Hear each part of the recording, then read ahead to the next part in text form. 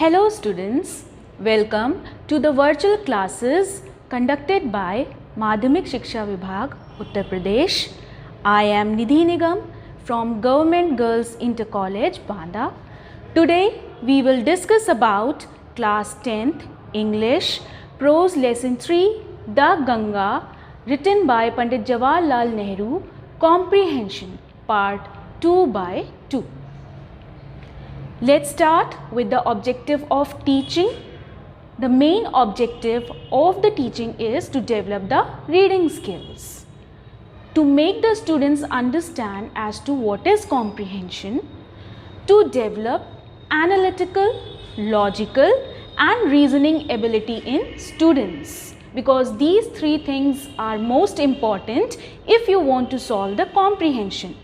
To develop the habit of finding the answers to the questions given in the end of the lesson.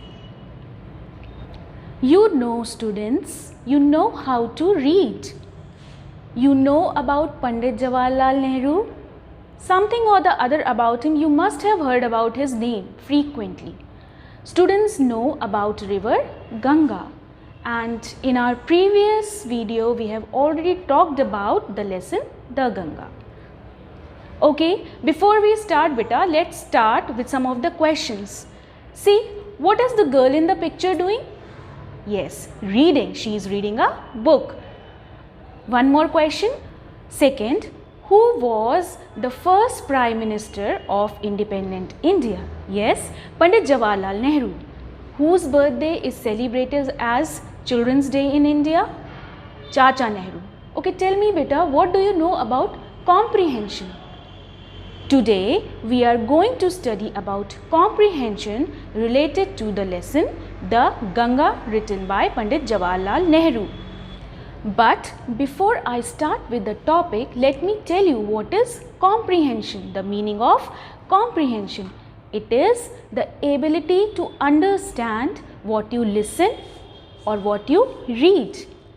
It is an exercise which aims at improving one's ability to understand the language. कोई भी भाषा हो उसको समझने की क्रिया है. अगर हम बात करें, comprehension has been taken from the word comprehend. उसका verb form है comprehend, which means to understand. And in noun form, comprehension means the ability to understand. The purpose of reading comprehension is getting meaning from the text whatever you read. The main purpose of comprehension is to improve your vocabulary. Vocabulary is introduction to the new words which you come across while reading any text. To improve your reading skills, as much as you will read, that much you will improve.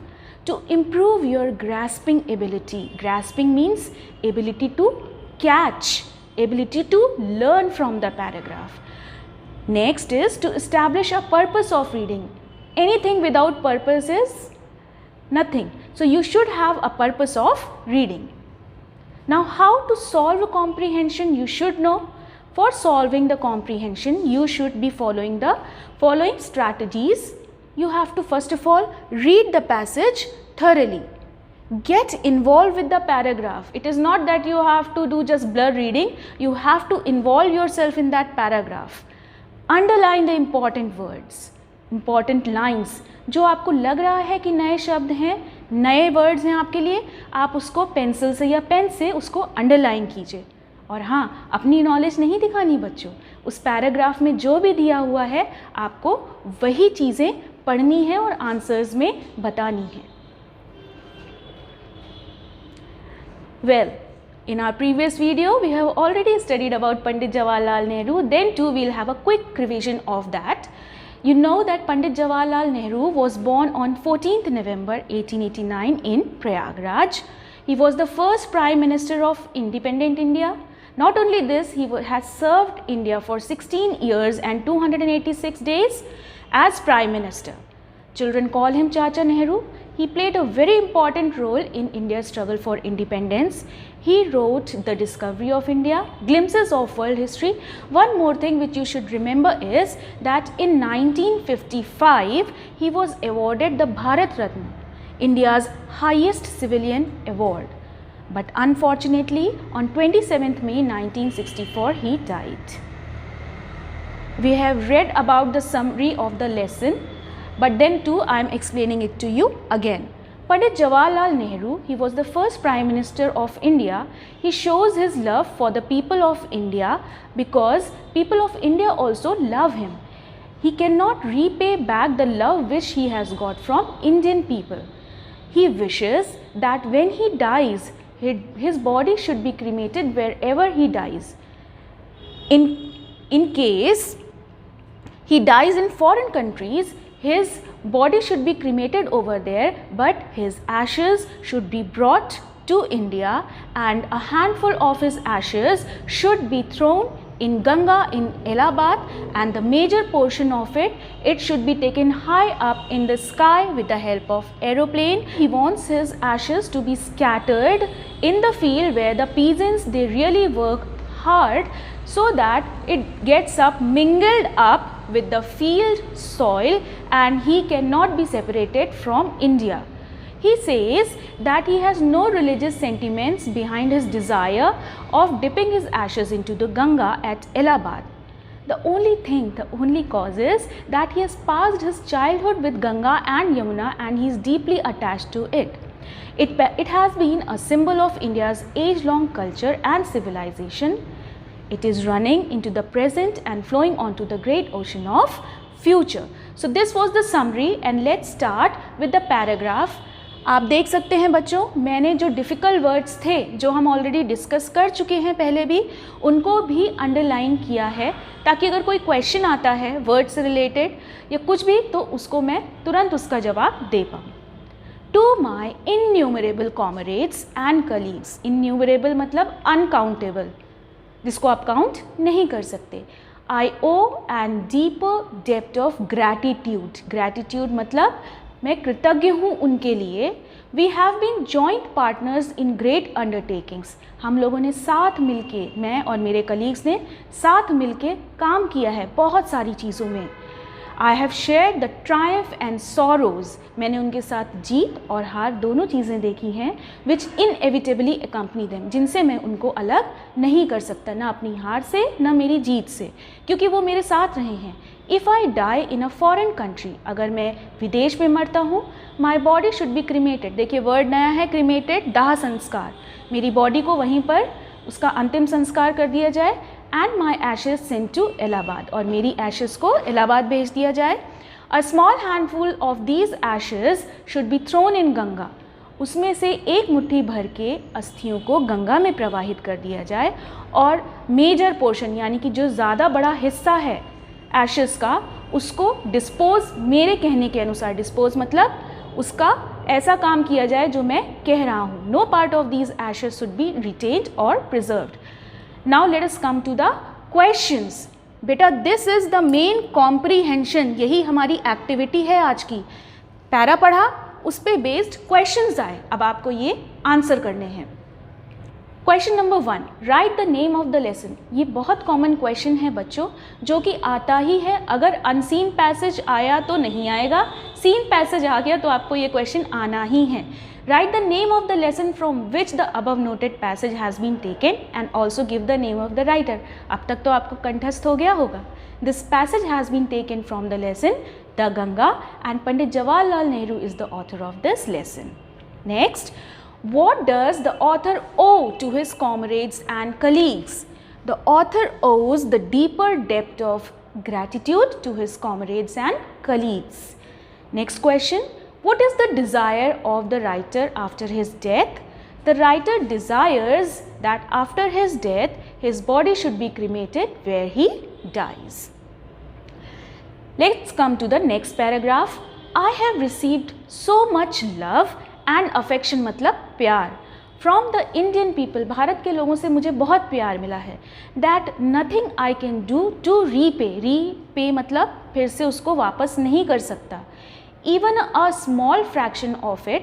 Indeed, there can be no repayment of so precious a thing as affection. प्यार को कभी कोई वापस नहीं कर सकता है क्या? अनमोल होता है वो.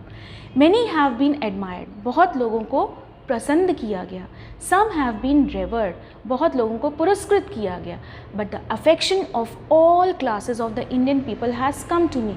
पर भारत के सभी वर्गों का प्यार मेरे पास बराबरी से आया है. Abundant मतलब बहुत ज़्यादा, जिसको आप मेजर ना कर पाओ. That I have been overwhelmed by it. Overwhelmed by it, मैं अपनी भावनाओं को व्यक्त नहीं कर सकता अपने शब्दों में.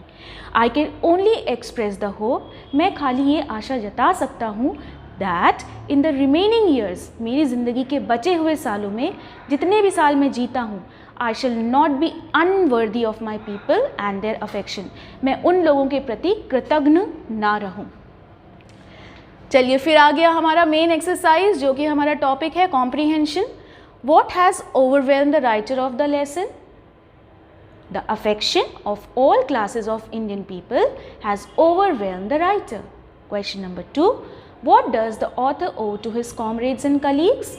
The author owes deeper depth of gratitude to his comrades and colleagues. Let's come to the next paragraph. The Ganga especially is the river of India, beloved of a people. Ganga Bharat के लोगों की नदी है, बहुत प्यार करते हैं लोग उससे. Round which is intertwined her racial memories, जिसके चारों तरफ सभी वर्गों की मेमोरीज हैं. Her hopes and fears. Her hopes मतलब उसकी आशाएं, उसका डर. Her songs of triumph, उसकी जीत के गीत. Her victories and her defeats, उसकी जीत और उसकी हार. She has been a symbol, यानी कि गंगा प्रतीक रही है India's age long culture, जो बहुत पुराना कल्चर है उसकी वो प्रतीक रही है. कौन? गंगा. Ever changing, हमेशा बदलने वाली. Ever flowing, हमेशा बहने वाली. And yet ever the same again, फिर भी वही Ganga. She reminds me of the snow covered peaks. She यहाँ पर गंगा है बच्चों, वो मुझे याद दिलाती है snow covered peaks, बर्फीले पहाड़ों की. And the deep valleys of the Himalayas, और जो घाटियाँ हैं हिमालय उनकी भी. Which I have loved so much, जिनको मैं बहुत प्यार करता रहा हूँ. And of the rich and vast plains, पहाड़ियों भर की नहीं बल्कि जो मैदान है बड़ा सा, उसकी भी याद मुझे दिलाती है ये गंगा. क्यों? क्योंकि मेरी जो लाइफ है और काम है वो वहीं पर हुआ है. फिर आ गया कॉम्प्रीहेंशन, यही तो हमारा मेन है. What does the Ganga symbolize? The Ganga symbolizes India's age-long culture and civilization. Question number 2. Why is the Ganga beloved of the Indian people? The Ganga is beloved of the Indian people because India's racial memories, her hopes and fears, her songs of triumph and defeats are intertwined around her. Question number 3. What does the Ganga remind Pandit Nehru of? The Ganga reminds Pandit Nehru of snow-covered peaks and deep valleys of Himalayas and the rich and vast plains below. Now see the next question beta. It is based on the questions. They have asked for the synonyms. Synonyms मतलब पर्यायवाची. Antonyms मतलब विलोमार्थक. तो हमें यहाँ पर synonyms देने हैं. See, the first word is victory. आपको synonym देना है उस पैराग्राफ से victory के लिए. But of course, triumph. Second word, mixed intimately. इसका word है intertwined. चलिए next paragraph. Smiling and dancing in the morning sunlight. सुबह की मंद मंद धूप में हंसती हुई नाचती हुई Ganga. And dark and gloomy and full of mystery as the evening shadow falls. और जैसे जैसे शाम की परछाई आती है गंगा डार्क ग्लूमी मतलब दुखी, मिस्ट्री मतलब रहस्यों से भरपूर दिखने लगती है. सुबह हंसती खेलती नाचती और शाम के समय में मिस्ट्री से और दुखी से भरपूर लगती है Ganga. A narrow slow and graceful stream. संकीर्ण सी सिकुड़ी हुई सी, स्लो धीमी गति से मध्यम गति से चलने वाली परंतु सुंदर युवती की तरह लगने वाली सर्दियों में. क्यों बच्चों? क्योंकि सर्दियों में नदी में पानी कम रहता है तो बहाव भी कम रहता है. And a vast roaring thing during the monsoon. और जब मॉनसून होता है तो पानी उसमें बढ़ जाता है, तो वो ऐसे लगता है कि जैसे दहाड़ती हुई, पानी की आवाज़ के कारण गंगा नदी चली आ रही है, पूरी भरी हुई, दहाड़ती हुई, एकदम समुद्र के समान। And with something of the sea's power to destroy, और उसमें इतनी ताकत आ जाती है कि वो समुद्र की तरह अपने रास्ते में आने वाली किसी भी चीज़ को मिटा सकती है। डिस्ट्रॉय मतलब बर्बाद कर सकती है। The Ganga has been to me a symbol and memory of the past India. Pandit Jawaharlal Nehru says, Ganga जो है उनके लिए हमेशा सिंबल, प्रतीक रही है, याद रही है गुजरे हुए भारत की। Running into the present, present में दौड़ती हुई, and flowing on to the great ocean of future, और हंसते मुस्कुराते जाती हुई फ्यूचर के ओशन में। आ गई हमारी exercise comprehension. What does the Ganga look like during the monsoon? The Ganga looks like the vast roaring thing during the monsoon, क्योंकि पानी बहुत होता है उसमें। What, according to the writer, is the scene of the Ganga like in the morning and when the evening shadow falls? According to the writer, Ganga looks like smiling and dancing in the morning, and dark and gloomy and full of mystery when the evening shadow falls. Question number 3. How does, according to the writer, the Ganga looks during the winter? The Ganga looks like a narrow, slow and graceful stream in winter, according to the writer. What is the scene of the Ganga like during the monsoon? During the monsoon, Ganga appears as a vast roaring thing. Now again we'll come to the words which we have come across in the paragraph. That is, you have to give the synonyms. बता चुकी हूँ बच्चों, synonyms का मतलब पर्यायवाची, antonyms का मतलब विलोम. So synonyms: sea, ocean, ruin मतलब बर्बाद करना, destroy. Next paragraph. And though I have discarded much of past tradition and custom, and am anxious that India should rid herself, और हालांकि मैं डिस्कार्ड कर चुका हूँ, डिस्कार्ड मतलब छोड़ चुका हूँ भारत के पास्ट को, भारत का पास्ट जो निकल चुका है उसके कस्टम को, और मैं बहुत आतुर हूँ इसलिए कि इंडिया इन सारी चीज़ों से मुक्ति पा जाए। India should rid herself of all shackles, shackles मतलब जंजीरें, ये जो पुरानी रूढ़िवादी चीज़ें हैं ये भारत के लिए एक जंजीर की तरह है। And though I have discarded much of past tradition and custom and I am anxious that India should rid herself of all shackles, हालांकि मैं पूरी मान्यताओं को पुरानी छोड़ चुका हूँ जो कि भारत के पास्ट से रिलेटेड है, कस्टम से रिलेटेड है, और बहुत आतुर हूँ और चिंतित हूँ that India should rid herself, India को ये जो पुरानी बेड़ियाँ हैं, शैकल्स मतलब बेड़ियाँ, इनसे छुटकारा मिले, उन्हीं बेड़ियों से that bind and constrain her, जो कि उसको रोकते हैं, जिन्होंने रोक रखा है, and divide her people and suppress vast numbers of them, जिसके कारण, इन्हीं पुरानी बेड़ियों के कारण भारत के लोग आगे नहीं बढ़ पा रहे और भारत के लोग विभाजित हैं क्योंकि वो पुरानी चीज़ों को मानते हैं। And prevent the free development of the body and the spirit, इन्हीं बेड़ियों के कारण बच्चों हमारी जो बॉडी और आत्मा का डेवलपमेंट है नहीं हो पा रहा, इसलिए पंडित जवाहरलाल नेहरू चाहते हैं कि इन बेड़ियों से हमें छुटकारा मिले। दो आई सीक ऑल दिस, हालांकि मैं ये चाहता हूँ कि ये सारी चीज़ें हों, yet I do not wish to cut myself off from the past completely, हालांकि मैं चाहता हूँ कि भारत के पुराने रूढ़िवादी कस्टम से बाहर निकलें लोग, लेकिन फिर भी मैं भारत के पास्ट से अपने आप को पूरी तरीके से नहीं तोड़ सकता, नहीं काट सकता। I am proud of that great inheritance, मुझे बहुत प्राउड फील होता है जब मैं देखता हूँ भारत की पुरानी हिस्ट्री को। एंड इज़ आर्स, हमारी है, और मैं ये जानता हूँ, and I am conscious that I too, मैं ये जानता हूँ कि मैं भी, लाइक ऑल ऑफ अस, आप सब की तरह, am a link in the unbroken chain, भी एक चेन की एक कड़ी हूँ जिसको कि तोड़ा नहीं जा सकता, जो कि हमें भारत के अविस्मरणीय हिस्ट्री में ले जाती है, जिसको हम कभी भूल नहीं सकते, इमेमोरियल पास्ट ऑफ इंडिया। चलिए अब क्वेश्चंस पे आते हैं। From what should India get rid of and why?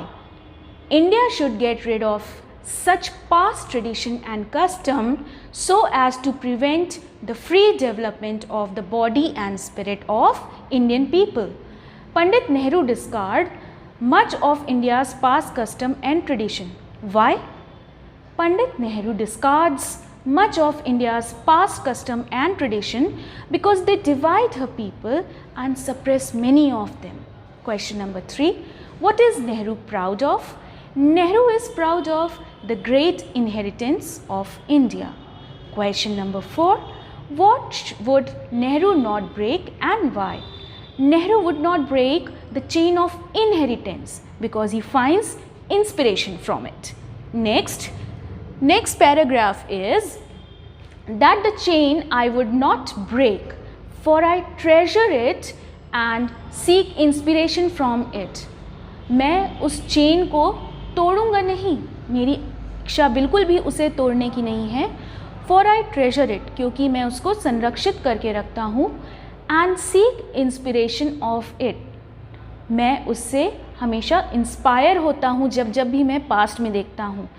And as witness of this request, और आप लोग इसके विटनेस हैं मेरी इस रिक्वेस्ट के, that a handful of my ashes be thrown into the Ganga at Allahabad, कि मेरी एक मुट्ठी अस्थियों को इलाहाबाद की गंगा में प्रवाहित कर दिया जाए, ताकि वो जाके ओशन से मिल जाए, उस ओशन से जो कि भारत के तटों की पैरों को धोता रहता है, ताकि मैं भी उस पानी में मिलके भारत के तटों को धोता रहूं। The major portion of my ashes should however be disposed of otherwise, और बाकी जो भारी मात्रा में मेरी अस्थियां बचेंगी उसको क्या करना है वो मैं आपको बता रहा हूँ। I want these to be carried high up into the air, इन सबको बहुत ऊपर हवा में एरोप्लेन के द्वारा ले जाया जाए। The major portion of my ashes should however be disposed of otherwise, जो एक मुट्ठी भर के राख है उसको गंगा जी में प्रवाहित करना है जो इलाहाबाद में है। कारण आप जानते हैं क्यों? क्योंकि गंगा से वो अटैच रहे हैं अपने बचपन से। The major portion of my ashes should however be disposed of otherwise, और उसका जो बाकी का ज़्यादा हिस्सा बचेगा मेरी अस्थियों का, उसको मैं जिस तरीके से कह रहा हूँ उस तरीके से डिस्पोज किया जाए। आई want these to be carried high up into the air, मैं चाहता हूँ, मेरी ऐसी इच्छा है कि जो बची हुई राख है उसको बहुत ऊपर ले जाया जाए, बहुत ऊपर हवा में, इन एन एरोप्लेन के माध्यम से उसको बहुत ऊपर ले जाया जाए। And scattered from that height over the fields, और उस ऊंचाई से, उस हाइट से उसको सब जगह फैलाया जाए। उन फील्ड्स में, it should be scattered over the fields where the peasants of India toil, बहुत ऊंचाई में ले जाके एरोप्लेन से उसको उन खेतों में फैलाना है जहाँ पर हमारे भारत के किसान बहुत मेहनत कर रहे हैं, बहुत ज़्यादा मेहनत कर रहे हैं। So that they might mingle, that यहाँ पर क्या है बच्चों? एशेज़, जो मेरी एशेज़ हैं वो उस मिट्टी के साथ मिल जाएं। And the dust and soil of India, Bharat की मिट्टी के साथ, भारत के खेतों में जो मिट्टी है उसके साथ मेरी वो अस्थियां मिल जाएं, ताकि फिर उसको कभी कोई अलग ना कर पाए। And become an indistinguishable part of India, और भारत से कभी अलग ना होने वाला हिस्सा बन जाए, क्योंकि मिट्टी से कोई चीज़ अलग नहीं कर सकता अगर उसमें मिल गई। I have written this will and testament in New Delhi, मैं ये वसीयत, विल मतलब वसीयत, टेस्टामेंट मतलब वसीयतनामा, मैं अपनी ये वसीयत और वसीयतनामा नई दिल्ली में लिख रहा हूँ। On the 21st day of June, 21 June 21 June in the year 1954. सन 1954 21 जून को नई दिल्ली में मैं अपनी ये वसीयत और वसीयतनामा लिख रहा हूँ. चलिए आइए क्वेश्चंस पे आते हैं. Comprehension. What washes India's shores?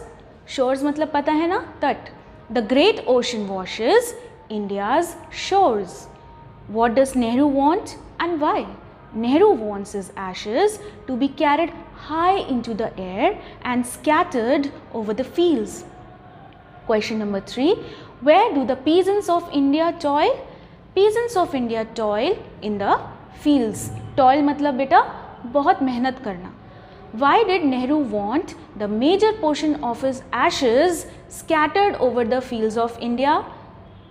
He wants the major portion of his ashes to be scattered over the fields of India so that it mingles with the dust and soil of India. This shows his love and regard for the country. Now, students know that Pandit Jawaharlal Nehru had deep love for India and his countrymen. Number 2, students have learned reading skills. They have learnt the strategy of solving comprehension. Students have developed analytical, logical and reasoning ability. Students have developed the habit of finding the answers to the questions given in the end of the lesson. Today we have learned how to develop reading skills in students, definition and meaning of comprehension. Number 3, strategies to solve comprehension, ability to develop analytical, logical and reasoning ability in students. 5th, to develop the habit of finding the answers to the questions given in the end of the lesson. Now your homework, but before I give you homework, I need to discuss something. बच्चों ये comprehension खाली 10th में नहीं, आप कोई भी competitive exams में जाएंगे तो आपको comprehension face करना ही होगा.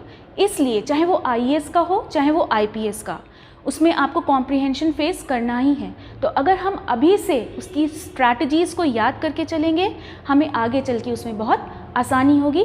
आइए अब चलिए होमवर्क देख लेते हैं. Describe comprehension. Number 2, what are the important strategies to solve comprehension. Read and learn new words and their meanings in the lesson The Ganga by Pandit Jawaharlal Nehru.